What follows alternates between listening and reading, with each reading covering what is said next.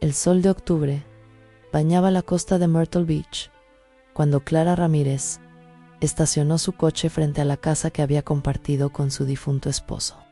Enrique, dos agentes inmobiliarios, charlaban en el asiento trasero, entusiasmados con la joya frente al mar que pronto pondrían en venta. Clara fingía escucharlos, pero en su interior dolía cada recuerdo las risas de su hija Isabela cuando aprendió a caminar. El anillo de compromiso que Enrique le había entregado en aquel porche, 40 años convertidos en ladrillos que debía vender para pagar las deudas médicas que la perseguían. Desde la muerte de su marido, abrió la puerta principal con las manos temblorosas, pero antes de que pudiera cruzar el umbral, escuchó risas provenientes del piso superior, voces en una masculina, otra femenina. Su cuerpo se tensó. ¿Se supone que haya alguien aquí?, preguntó el agente Mayo. Era Roberto Wilson. Clara negó, en silencio, y subió los escalones. En las voces provenían de su dormitorio. La puerta estaba entreabierta. Por la rendija vio dos cuerpos en su cama. La colcha de su abuela cubría apenas a un hombre de espalda ancha y cabello oscuro, y a una mujer rubia que reía entre susurros. Bastó un segundo para reconocerlo. Ricardo Méndez, su yerno. Le dije a Isabela que estaría en una conferencia en Atlanta, murmuró él, besando el cuello de su amante. El corazón de Clara se endureció. Empujó la puerta a Ricardo Méndez. Dijo con voz gélida. El hombre dio un salto. El color desapareció de su rostro. La joven rubia chilló y se cubrió con la colcha. Señora Ramírez, ¿puedo explicar? Explícame por qué estás en mi cama con alguien que no es mi hija. A la mujer intentó huir, pero Clara la detuvo con una mirada. Quédate ahí, Alicia Moreno. El nombre cayó como un golpe. Era la joven coordinadora de marketing de la empresa de Ricardo, la misma de la que Isabel hablaba con admiración en Ricardo. Recuperando su arrogancia, se encogió de hombros. Mire, lo que Isabela no sabe no la lastimará. Clara sintió hervir su sangre. Mi hija te defiende, cree cada mentira, cada viaje de negocios. Él soltó una risa fría. Isabela tiene todo lo que quiere: casa, coche, joyas. No es lo único que quiere, es tu amor, replicó Clara. Fidelidad, bufó él. Qué palabra tan pasada de moda. Ella dio un paso adelante. Fuera de mi casa, ahora mismo. Ricardo alzó la barbilla. Tal vez podamos negociar. Oí que necesita vender esta propiedad. Puedo ayudarle. Si olvida lo que vio en Clara, lo miró largo rato. Ese hombre había convertido a su hija en una sombra de sí misma. Entonces sonrió con calma. Tienes razón, Ricardo, debo contárselo a Isabela. Él suspiró aliviado. Sabía que sería razonable. Clara sacó su teléfono, pero no llamó a su hija. Marcó otro número que no usaba desde hacía 2 años. Marcos Díaz, soy Clara. ¿Recuerdas que me dijiste que te llamara si necesitaba ayuda? Es hora de hablar de Ricardo Méndez. El rostro de Ricardo se descompuso. ¿Quién diablos es Marcos? El hombre que te va a destruir, respondió ella. Minutos después, Ricardo y Alicia salían de la casa apresuradamente. Clara los observó desde el porche, mientras el viento del mar le despeinaba el cabello. Por primera vez en años, sus manos temblaban no por miedo, sino por determinación. Enrique le había enseñado algo. En la paciencia y la observación eran las armas más poderosas. Y ahora comenzaría su propia investigación. Ann, el detective, 3 días después. Clara se reunió con Marcos Díaz, el antiguo compañero de su esposo en la policía. A sus 58 años, seguía teniendo la mirada firme del detective que había sido. Lo encontraste con su amante en tu propia casa, repitió Marcos. Incrédulo, sabía que ese tipo no me inspiraba confianza. Clara asintió, removiendo su té. Isabela no sabe nada. Pero Hayams. Enrique sospechaba que Ricardo estaba haciendo fraudes en su empresa. Antes de morir, a Marcos se enderezó. Recuerdo que me lo mencionó. Dijo que los números no cuadraban. Encontré sus notas después de que falleció. Y todo apunta a Ricardo. Si tienes razón, no se trata solo de infidelidad, sino de delitos federales. Necesito pruebas, dijo Clara. Si denuncio sin fundamentos, Ricardo destruirá a Isabela emocionalmente. Marcos sonrió de medio lado. Tu esposo tenía razón. Habría sido mejor detective que cualquiera de nosotros. Durante horas elaboraron un plan, contactar antiguos empleados, revisar movimientos financieros, buscar aliados dentro de la empresa. El primer nombre surgió rápido en Guillermo Salinas, contador despedido misteriosamente meses atrás. A hija sanó. Isabela invitó a su madre a cenar. Ricardo estaba en una reunión. Asaz, 34 años. Isabela seguía hermosa, pero algo en su mirada se había apagado. Se movía con cuidado, como si temiera molestar al aire. ¿Todo bien con la casa de playa?, preguntó mientras servía pasta. Sí, mintió Clara. Los agentes creen que se venderá rápido.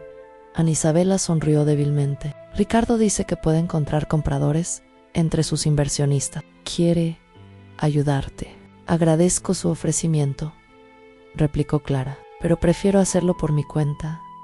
El gesto de Isabela se tensó, como si temiera que eso fuera una ofensa. Clara cambió de tema. ¿Cómo va tu proyecto de diseño gráfico? Bien, aunque Ricardo cree que debería concentrarme más en la casa y los eventos sociales. En Clara reprimió la rabia. Aquel hombre había aislado a su hija, robándole independencia y autoestima. Mientras lavaban los platos, notó algo en la muñeca de Isabela, un moretón. ¿Qué te pasó? Nada. Solo me golpeé con el mueble de la cocina, respondió con rapidez. Era una mentira ensayada. Clara lo sintió. Cuando Isabela se marchó, Clara tomó aire. Ya no era solo un fraude financiero. Ricardo la maltrataba emocionalmente. Quizá peor, y eso no lo permitiría el contador al amanecer del día siguiente. Clara y Marcos esperaban frente al modesto hotel donde trabajaba Guillermo Salinas, el excontador. Cuando salió, con el rostro agotado y los hombros caídos, Clara se acercó con cautela. Señor Salinas, soy Clara Ramírez, la madre de Isabela Méndez. El Palaticio. No tengo nada que decir sobre Ricardo ni su empresa. No vengo de su parte.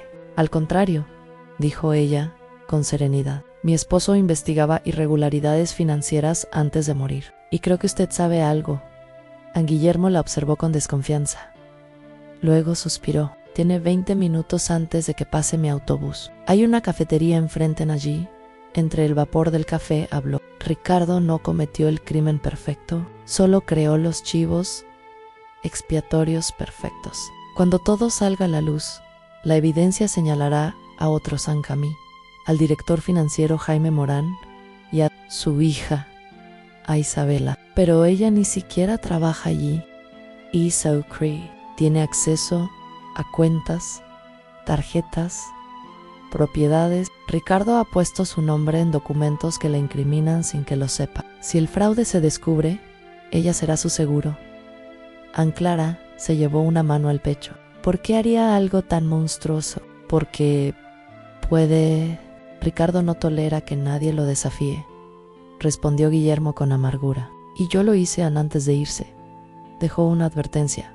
Si se acercan demasiado, él se enterará. Y no duden de que tomará represalias a Marcos. Llegó a la mesa apenas Guillermo se marchaba. Lo escuché todo, dijo con voz grave. Isabela está en peligro. Clara, no solo emocionalmente. Ella asintió. Entonces actuaremos antes de que él lo haga. Mientras salían a la calle, Clara miró hacia el horizonte. Las olas golpeaban el malecón y el viento traía olor a tormenta. Sabía que la batalla apenas comenzaba.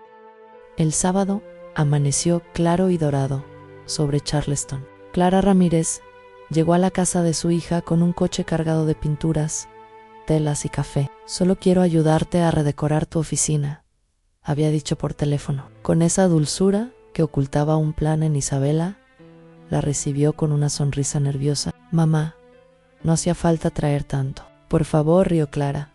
Hace años que no hacemos algo juntas. Además, ese gris que eligió Ricardo para tus paredes parece sacado de una funeraria. La joven soltó una carcajada tímida. En esa risa Clara vio un destello de la mujer libre que su hija había sido antes del matrimonio. Pasaron la mañana moviendo muebles y preparando pintura, pero en cuanto Isabela subió al baño, Clara sacó de su bolso una pequeña memoria USB que Marcos le había dado. El plan era simple: insertar el dispositivo en la laptop de Ricardo, copiar los archivos y salir sin levantar sospechas. Lo difícil sería controlar el temblor de sus manos. Encendió la computadora. Apareció una pantalla de contraseña. Clara recordó algo que Isabel había dicho durante una cena en Ricardo: usa la misma clave para todo, el nombre de su perro y su año de nacimiento. Tecleó lentamente Ranger 1982.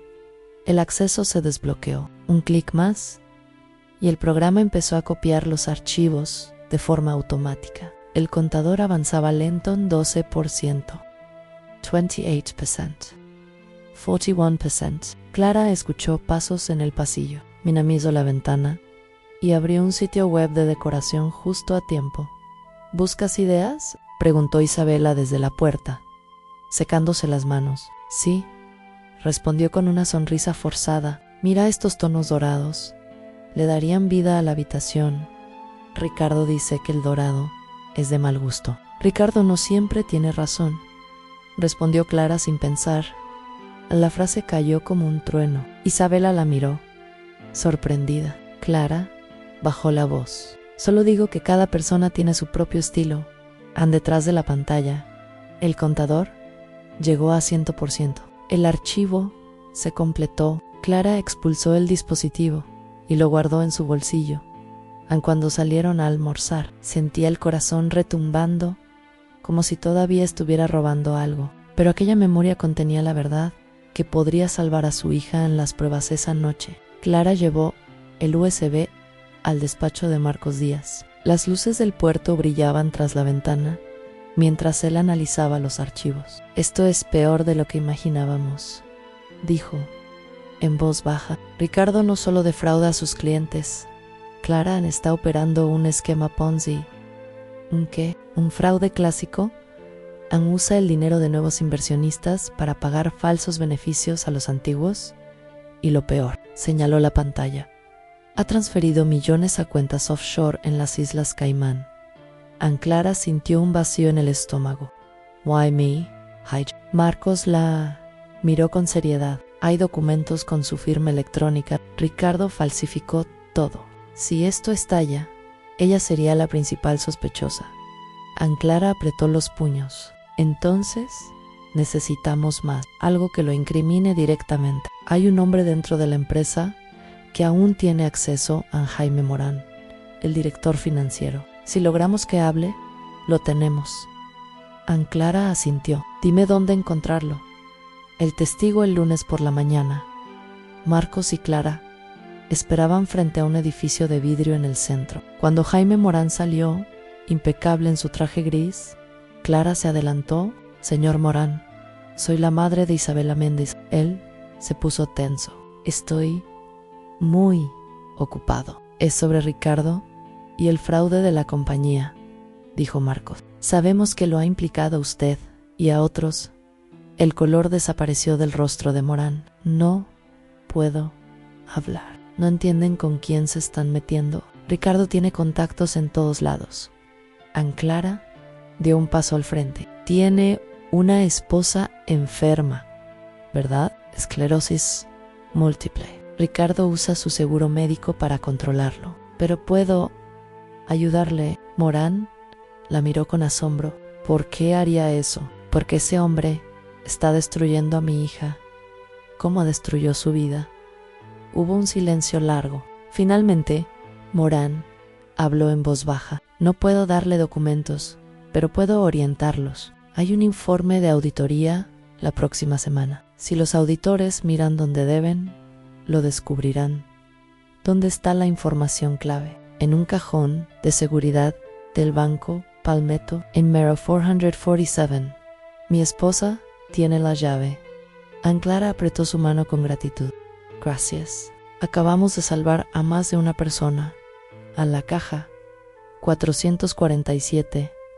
Esa misma tarde, contactaron a Elizabeth Morán, la esposa de Jaime, la mujer, confinada a una silla de ruedas, los recibió en su modesta casa. Mi marido me habló de ustedes. Dijo que eran las únicas personas en las que confiaba, dijo entregando una llave plateada. Lo que hay dentro de esa caja lo atormenta desde hace años.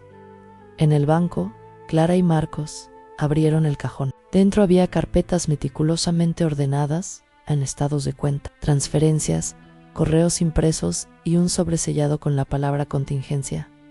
Aun cuando lo abrieron, Clara sintió náuseas. Eran copias de documentos falsificados con la firma de Isabela y los nombres de Morán y Salinas. Una red de pruebas manipuladas para inculparlos cuando el fraude saliera a la luz. Ricardo planeaba culparlos a todos, murmuró Marcos. Luego desaparecer con el dinero en Clara. Cerró el sobre con manos temblorosas. No si lo detenemos antes, anhelé. Vi 2 días después. Estaban sentados frente a la agente Sofía Washington en la oficina del FBI de Charleston. La mujer revisaba los documentos con expresión concentrada. Esto es sólido, dijo finalmente, pero para detener a Méndez necesitamos confirmar la cadena digital en correos, transferencias, registros bancarios. Pueden conseguir acceso completo. Morán puede guiarlos durante la auditoría, respondió Marcos. Entonces, prepararemos una orden judicial, afirmó la agente. Y señora Ramírez, su hija debe saber la verdad antes de que lo hagamos público. Aunt Clara bajó la mirada. Temo que no me crea. Créame, replicó la agente con suavidad. Es mejor que lo sepa de usted, que por la televisión a la caída. El destino no le dio tiempo. 2 días después, el teléfono de Clara sonó de madrugada. Era Marcos. Enciende las noticias. Ya comenzó en la pantalla. Los noticieros mostraban agentes del FBI escoltando a Ricardo fuera de su oficina. Detenido el empresario Ricardo Méndez, acusado de fraude millonario y lavado de dinero. El teléfono de Clara vibró otra vez a Isabela. Mamá. La voz de su hija temblaba. Se lo están llevando. Dicen que robó millones. Están en mi casa revisando todo. Me preguntan por cuentas que no conozco. No digas nada hasta que llegue, respondió Clara. Voy con Marcos. Aun cuando llegó, la casa estaba llena de agentes. Isabela estaba sentada en el sofá, pálida, las manos entrelazadas. No entiendo nada, sollozaba. Ricardo no haría algo así. Aunt Clara se arrodilló frente a ella. Hija, tienes que escucharme. Todo lo que te diré será doloroso, pero es la verdad. Ann durante 1 hora le contó todo a Ann, la infidelidad, el fraude, las falsificaciones. Isabela negó una y otra vez, hasta que Clara le mostró los documentos. La joven los miró en silencio, y luego se derrumbó. ¿Por qué? Yo lo amaba. Aunt Clara la abrazó. Y él usó ese amor para destruirte, pero ya no podrá hacerlo. Ann Isabela tembló, furiosa. ¿Desde cuándo lo sabías? Desde hace semanas. Y no me lo dijiste, gritó entre lágrimas. Me hiciste sentir una idiota. Intentaba protegerte, dijo Clara con voz rota. Si te lo decía antes, él habría destruido las pruebas. Ann Isabela se levantó bruscamente. Necesito estar sola. La vio marcharse al cuarto sin mirar atrás. Marcos se acercó y le puso una mano en el hombro. Dale, acabas de arrancarle la venda más dolorosa en esa noche. El silencio en casa de Clara era tan denso que se oía su respiración. A medianoche, alguien tocó la puerta. Era Isabela, con los ojos hinchados y una maleta en la mano. Los reporteros no me dejan en paz, dijo cansada. ¿Puedo quedarme aquí? Siempre, respondió Clara, abrazándola. Ann Isabela dejó caer la maleta y, tras un momento, murmuró: estoy enojada contigo, pero también agradecida. Si no hubieras actuado, yo estaría en prisión. En Clara la miró con ternura. No, Haya, tú te salvaste sola. Yo solo te di un poco de luz. Isabela asintió, y por primera vez en mucho tiempo, madre e hija durmieron bajo el mismo techo sin mentiras entre ellas. Pasaron los meses y el caso Méndez se convirtió en el escándalo financiero más grande de Charleston. Los noticieros lo llamaban el fraude del siglo. Pero para Clara Ramírez no se trataba de millones, sino de algo más personal. Al recuperar a su hija, Ricardo esperaba el juicio en prisión preventiva. Su encanto había desaparecido, sin trajes caros ni sonrisa calculada. Era solo un hombre común, enfrentando sus propios monstruos. Mientras tanto, Isabela intentaba recomponerse. Dormía poco, hablaba poco y evitaba mirar las noticias, hasta que una mañana salió del baño con un test en la mano y los ojos húmedos. «Mamá, estoy embarazada». Ann Clara la abrazó con fuerza. «Entonces, este bebé llegará para comenzar una nueva vida, no para arrastrar la anterior». Ann Isabela sonrió débilmente. «No sé si podré hacerlo sola». «No estás sola, hija», susurró Clara. «Nunca lo estuviste en el juicio». El día del juicio, el tribunal estaba repleto de cámaras y curiosos. La jueza Patricia Reynoso presidía con firmeza. En la primera fila, Clara sostuvo la mano de su hija, ahora de 5 meses de embarazo. Aun cuando Ricardo Méndez entró escoltado por guardias, su mirada buscó a Isabela. Ella lo sostuvo un instante y luego desvió la vista. A la fiscal, Vanessa Cárdenas, abrió el caso con voz segura. El acusado no solo defraudó a sus clientes por más de $4 millones, planeó inculpar a su esposa y a 2 empleados inocentes para escapar impune en el abogado defensor. Eduardo Thompson respondió con arrogancia. «Mi cliente es un hombre de negocios no un criminal. Las acusaciones provienen de ex empleados resentidos, pero los testigos derrumbaron su fachada». Guillermo Salinas relató cómo Ricardo lo había hundido en la ruina. Jaime Morán confesó entre lágrimas cómo había vivido bajo su chantaje. Waldo, el golpe final, el analista del FBI, presentó los documentos falsificados con la firma digital de Isabela. Estas rúbricas fueron creadas con software de simulación, explicó el perito. Señoras y señores, Ricardo Méndez planeó culpar a su propia esposa. Ricardo bajó la cabeza por primera vez el testimonio cuando la fiscal llamó a Isabela Méndez. El silencio se apoderó de la sala. Se levantó despacio, con la serenidad de quien ya no teme. Su voz tembló solo al principio. «Durante años creí que mi esposo era un hombre ejemplar. Me hizo dudar de mí misma, de mis amigos, de mi madre. Cada vez que hacía una pregunta, él respondía: yo me encargo. No entiendes de finanzas», hasta que descubrí que no solo me robaba el dinero, me robaba mi identidad. Su mirada se clavó en Ricardo. «Planeabas mandarme a prisión, ¿verdad?» Él no respondió. «Entonces, que el mundo sepa que ya no soy tu víctima, soy la prueba de que un hombre puede destruir tu vida. Pero no tu alma». Un murmullo recorrió la sala. Clara contuvo las lágrimas en el veredicto. Después de 6 horas de deliberación, el jurado regresó. La jueza leyó cada cargo.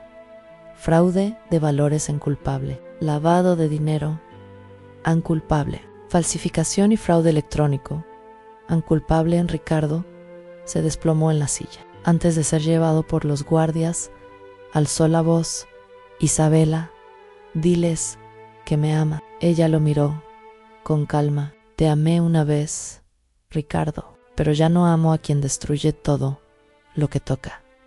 Ese fue el golpe final. La jueza lo sentenció a 15 años de prisión federal, sin posibilidad de libertad condicional hasta cumplir 12. «Usted traicionó la confianza más sagrada, la de su propia familia», dijo la jueza con dureza. «Que aprenda en silencio el significado de la palabra honestidad». Ann Clara apretó la mano de su hija. Había un gonado rinazoro. El bebé nació un amanecer de abril, bajo una lluvia suave. Isabela lo sostuvo entre lágrimas. «Se llamará Esperanza, en inglés Hope». «Perfecto», susurró Clara, «porque eso es lo que nos devolviste».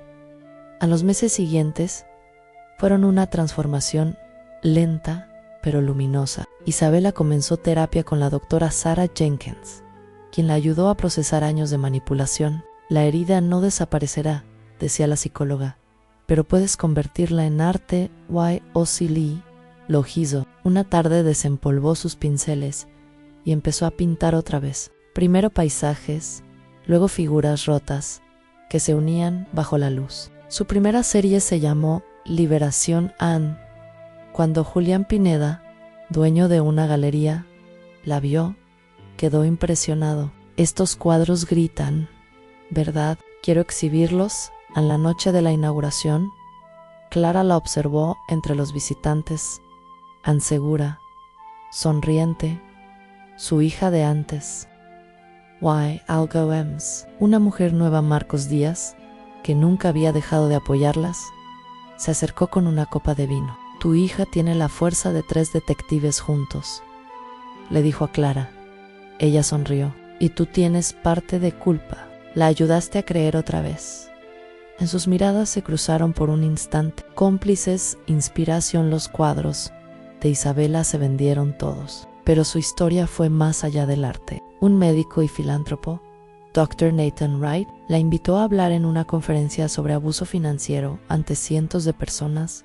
Isabela tomó el micrófono. El abuso no siempre deja moretones, comenzó. A veces se esconde detrás de frases como yo me encargo del dinero o no necesitas trabajar. Así empieza el control, así empieza el silencio. Cuando terminó, el público la ovacionó de pie. Clara, entre lágrimas, sintió orgullo y alivio después del evento. El Dr. Wright la invitó a unirse a su fundación, Segunda Oportunidad, dedicada a ayudar mujeres a recuperar independencia económica. Isabel aceptó sin dudar. Si mi historia puede evitar que otra mujer viva lo mismo, dijo, todo el dolor habrá valido la pena. El nuevo comienzo un año después. Isabella White había recuperado su apellido. Inauguró junto a su madre el Centro de Sanación Familiar White, un espacio para víctimas de abuso. Ofrecían apoyo legal, terapia y talleres de arte. En la ceremonia, Isabela habló con su hija Hope en brazos. Mi madre me salvó cuando yo no podía salvarme. Hoy quiero que otras mujeres también encuentren esa mano, porque cuando una mujer se levanta, levanta a muchas más. El público aplaudió con lágrimas. Clara la miró con amor inmenso. Todo había empezado con una traición y terminaba con esperanza. Mientras caminaban junto al mar, al atardecer, Isabela le preguntó, ¿me has perdonado por haberte rechazado cuando intentabas ayudarme? No hay nada que perdonar, hija, solo hay orgullo. Hope balbuceó entre ambas. El viento del océano soplaba igual que aquel día en que todo comenzó, pero ahora era distinto. Ya no había miedo, solo paz. ¿Sabes qué es lo mejor de todo esto?, dijo Isabela sonriendo. ¿Qué? Ricardo pensaba que podía controlarlo todo y al final fue vencido por 2 mujeres que él creía débiles. Clara rió. Las mujeres, Ramírez, nos doblamos, pero no nos rompemos. Se abrazaron mientras el sol descendía sobre el puerto de Charleston, tiñendo el cielo de dorado. Era el cierre perfecto de una historia nacida del dolor y transformada en luz.